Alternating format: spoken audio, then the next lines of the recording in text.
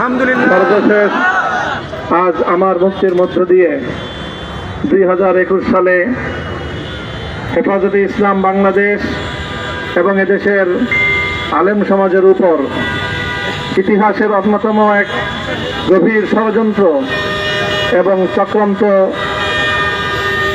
নির্যাতনের যে শৃঙ্খলার পরিচালনা করা হয়েছিল, তার আজকে একটি প্রাথমিক অধ্যায়ের পরিসমাপ্তি ঘটল। আমরা স্পষ্ট ভাষায় বলতে চাই, আমাদের উপর জুলুম করা হয়েছে, আমরা নির্যাতিত, অন্যায়ভাবে আমাদেরকে কারারুদ্ধ করা হয়েছে, বুলেটের আঘাতে আমাদের ভাইদেরকে হত্যা করা হয়েছে।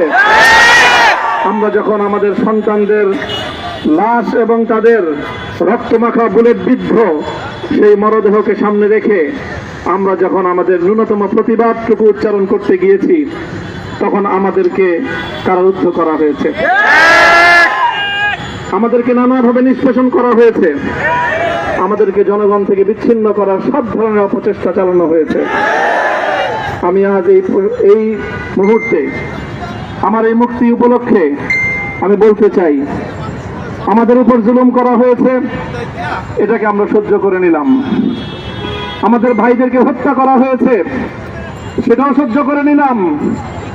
আমরা আমার সন্তানের লাশ কাঁধে তুলে নিয়েছি, সেটাকেও আমি হাসি মুখে বরণ করে নিলাম।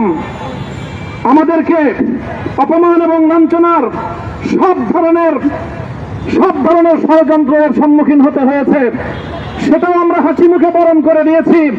কিন্তু আল্লাহর জমিনে আল্লাহ এবং তার রাসূলের কোন অসম্মান এক মুহূর্তের জন্য আমরা বরদাস্ত করে নেব না।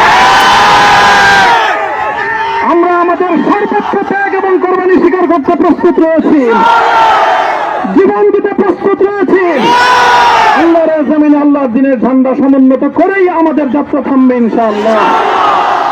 হয়তো শাহাদাত, নয়তো খেলাফত ইনশাআল্লাহ। আল্লাহর জমিনে খেলাফত প্রতিষ্ঠার যে আওয়াজ আজ পৃথিবীর দিকে থেকে উচ্চারিত হচ্ছে, সে আওয়াজ বাংলার জমিনে খেলাফতের এই আন্দোলনকে চূড়ান্ত গন্তব্যে পৌঁছাবে ইনশাআল্লাহ।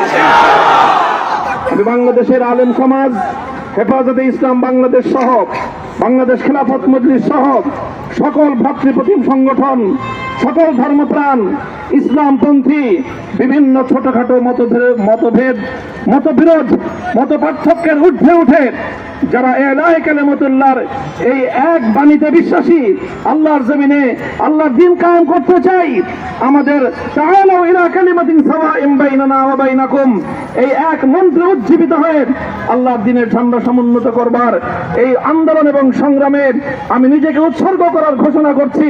এবং আমার সকল ভাইদেরকে, আমি সকল উলামায়ে কেরামকে এবং ধর্মপ্রাণ মুসলমানদেরকে, ইসলামী নেতৃত্বকে ঐক্যবদ্ধভাবে এই সংগ্রামের ঝান্ডা সমুন্নত করবার, ধারণ করবার আহ্বান জানাচ্ছি। এবং আপনাদের সকলকে আবার শুকরিয়া জ্ঞাপন করছি যে আজকে আপনারা এভাবে আমাকে উৎসাহিত করেছেন, উজ্জীবিত করেছেন। আল্লাহ পাক আপনাদের সকলকে উত্তম বিনিময় দান করুন। প্রিয় ভাইয়েরা,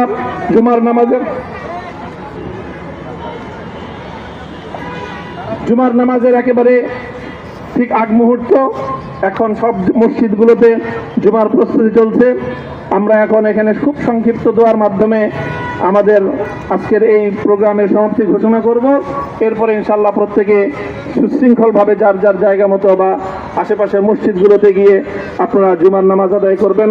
আমি আবারও বলছি, আমি আমার আলোচনার শুরুতে কোরআনে পাকের সেই আয়াতটুকু তেলাওয়াত করেছিলাম, হযরত ইউসুফ আলাইহিস সালাতু ওয়াস সালাম কারামুক্তি এবং প্রকৃত যারা অন্যায়কারী ছিল, সেই অন্যায়কারীদের স্বরূপ ওনার সামনে উন্মোচিত হয়ে যাওয়ার পর, জাতির সামনে তাদের স্বরূপ উন্মোচিত হয়ে যাওয়ার পর তিনি যে কথা বলেছিলেন, আমিও নবী ইউসুফ আলাইহিস সালাতু ওয়াস সালামের অনুসারী হিসাবে তার সুরে সুর মিলিয়ে, কণ্ঠে কণ্ঠ মিলিয়ে কথাই বলতে চাই, লা তাসরিবা আলাইকুমুল ইয়াউম। ব্যক্তিগত আক্রোশের প্রতিশোধ আমরা কারো কাছ থেকে গ্রহণ করব না। সকলকে আহ্বান জানাই,